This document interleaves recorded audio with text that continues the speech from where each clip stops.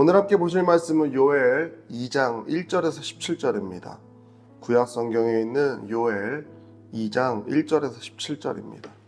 시온에서 나팔을 불며 나의 거룩한 산에서 경고의 소리를 질러 이 땅 주민들로 다 떨게 할지니 이는 여호와의 날이 이르게 됨이니라.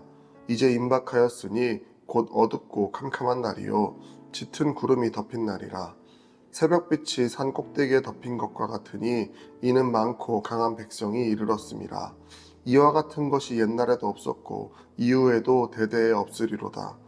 불이 그들의 앞을 사르며 불꽃이 그들의 뒤를 태우니 그들의 예전의 땅은 에덴 동산 같았으나 그들의 나중은 황폐한 들 같으니 그것을 피할 자가 없도다. 그의 모양은 말 같고 그 달리는 것은 기병 같으며 그들이 산 꼭대기에 뛰는 소리는 병거 소리와도 같고 불꽃이 건불을 사르는 소리와도 같으며 강한 군사가 줄을 벌리고 싸우는 것 같으니 그 앞에서 백성들이 질리고 무리의 낯빛이 하얘졌도다. 그들이 용사같이 달리며 무사같이 성을 기어오르며 각기 자기의 길로 나아가되 그 줄을 이탈하지 아니하며 피차에 부딪히지 아니하고 각기 자기의 길로 나아가며 무기를 돌파하고 나아가자 상하지 아니하며 성중에 뛰어 들어가며 성 위에 달리며 집에 기어오르며 도둑같이 창으로 들어가니 그 앞에서 땅이 진동하며 하늘이 떨며 해와 달이 캄캄하며 별들이 빛을 거두도다. 여호와께서 그의 군대 앞에서 소리를 지르시고 그의 진영은 심히 크고 그의 명령을 행하는 자는 강하니 여호와의 날이 크고 심히 두렵도다. 당할 자가 누구이랴. 여호와의 말씀에 너희는 이제라도 금식하고 울며 애통하고 마음을 다하여 내게로 돌아오라 하셨나니 너희는 옷을 찢지 말고 마음을 찢고 너희 하나님 여호와께로 돌아올지어다. 그는 은혜로우시며 자비로우시며 노하기를 더디하시며 인애가 크시사 뜻을 돌이켜 재앙을 내리지 아니하시나니 주께서 혹시 마음과 뜻을 돌이키시고 그 뒤에 복을 내리사 너희 하나님 여호와께 소제와 전제를 드리게 하지 아니하실는지 누가 알겠느냐. 너희는 시온에서 나팔을 불어 거룩한 금식일을 정하고 성회를 소집하라. 백성을 모아 그 모임을 거룩하게 하고 장로들을 모으며 어린이와 젖먹는 자를 모으며 신랑을 그 방에서 나오게 하며 신부도 그 신방에서 나오게 하고 여호와를 섬기는 제사장들은 낭실과 제당 사이에서 울며 이르기를 여호와여 주의 백성을 불쌍히 여기소서. 주의 기업을 욕되게 하여 나라들로 그들을 관할하지 못하게 하옵소서. 어찌하여 이방인으로 그들의 하나님이 어디 있느냐 말하게 하겠나이까 할지어다. 아멘. 오늘 본문은 요엘 2장입니다. 이 요엘이라는 성경은 정확히 어느 시기에 쓰여졌는지는 잘 알 수 없습니다. 그러나 대부분 예상해보기로는 이스라엘이 마지막에 거의 멸망하고 나서 포로로 끌려갔던 그 시점이 아닌가라고 이야기를 합니다. 그리고 특별히 그 포로 시절에서도 좀 후반부, 전반부보다 더 절망하고 어려웠던 그 시기에 이 성경이 쓰여지지 않았나라고 많이들 생각하고 있습니다. 우리가 다 읽지는 못했지만 앞선 본문이 되는 이제 토요일 주일에 읽었어야 하는 요엘 1장에서는요, 메뚜기 재앙에 대해서 이야기를 하고 있습니다. 그러니까 정확히 어떤 재앙이 어떻게 임했는지는 알 수 없지만 애굽을 덮쳤던, 그러니까 출애굽할 때 하나님이 애굽을 심판했던 메뚜기 재앙 있잖아요. 그런데 그 재앙이 그때보다 훨씬 큰 규모로 이스라엘을 덮쳤던 겁니다. 근데 메뚜기 재앙이 우리가 생각할 때는 메뚜기가 좀 생겼나 보다 이렇게 생각할 수 있지만 그 당시에 건물들은 대부분 목조 건물이었고 또 이제 식량들을 이렇게 쌓아뒀었기 때문에 이제 메뚜기가 어마어마하게 많아졌다는 이야기는 사람이 먹을 게 없어졌다는 이야기예요. 막 건물들도 막 무너지기 시작하고 부서지고 그런 굉장히 어려운 큰 재앙이 이스라엘에 임한 것입니다. 그래서 그 재앙에 대해서 요엘 1장 4절에 이렇게 기록합니다. 팥중이가 남긴 것을 메뚜기가 먹고 메뚜기가 남긴 것을 느치가 먹고 느치가 남긴 것을 황충이 먹었도다. 사람이 먹은 게 없는 거예요. 그러니까 사람이 달콤한 과실이나 이런 것들이 열렸는데도 본인들이 먹을 게 없는 거예요. 그래서 이 놀라운 재앙 때문에 이스라엘 백성들이 다 슬피 울고 절망하고 있는 상황이 지금 이 본문의 배경이 되는 것입니다. 이로 인해서 먹을 것도 없고 달콤한 과실도 없었기 때문에 온 이스라엘은 눈물을 흘릴 수밖에 없었습니다. 그리고 1장 14절과 15절에 제사장들에게 이렇게 선포합니다.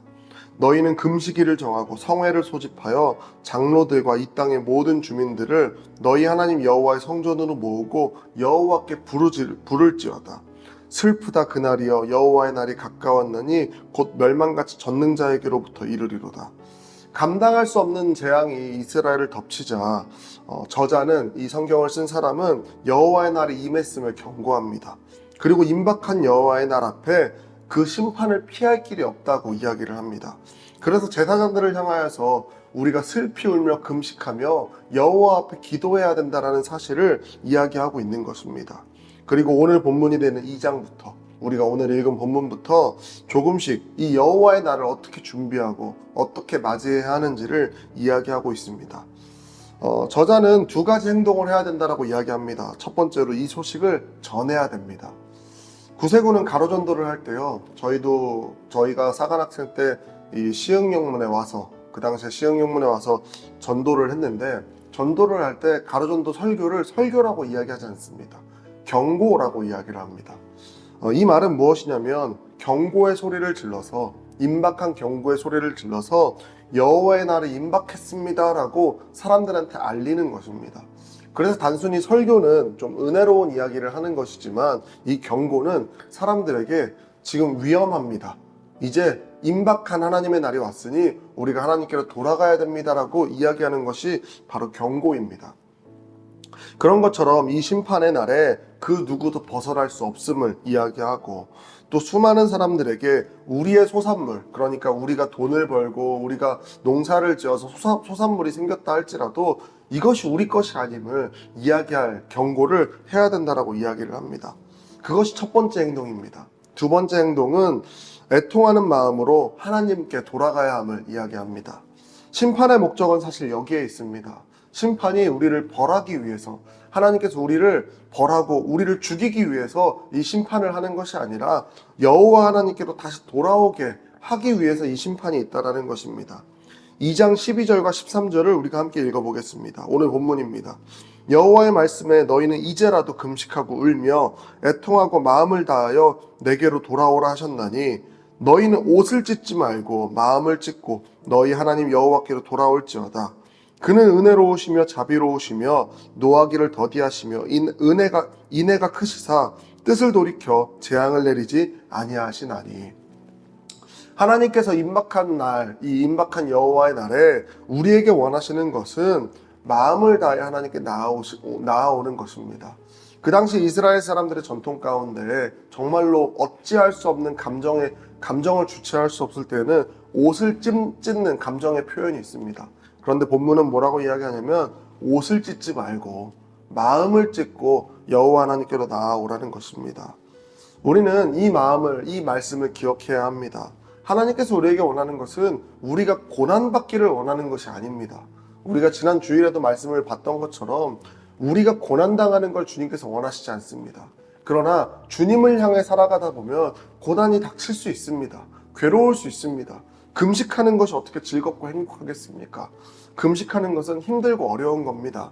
그러나 그럼에도 불구하고 여호와를 목적으로, 하나님을 목적으로, 하나님의 영광을 위하여 목적으로 살아가다 보면 겪게 되는 그 고난이 우리에게는 놀라운 영광의 날로 임할 것을 주님께서 이야기하고 있는 것입니다. 그래서 이 임박한 심판의 경고는 서둘러 하나님께 돌아오라는 촉구입니다. 그날이 임하면 그 누구도 부정할 수 없이 하나님 앞에 서게 됩니다. 그런데 누군가에게는 여호와의 날이 축복의 날이지만 누군가에게는 재앙의 날이 될 수밖에 없습니다. 우리는 이 말씀을 기억하시면서 임박한 하나님의 날, 임박한 여호와의 날이 지금 오늘날에도 계속해서 임박해 있는 상황입니다. 그렇기 때문에 우리는 이 말씀을 기억하며 저와 여러분이 하나님의 말씀을 따라 한 걸음 한 걸음 나아가, 우리가 이 사순절에 우리가 이 심판의 날이 우리에게 어떻게 축복의 날이 되었는지를 다시 한번 기억할 수 있는 소중한 은혜의 절기가 되기를 진심으로 축복합니다. 함께 기도하며 말씀 마치겠습니다. 하나님 감사합니다. 하나님, 임박한 여호와의 날, 그날 심판의 날이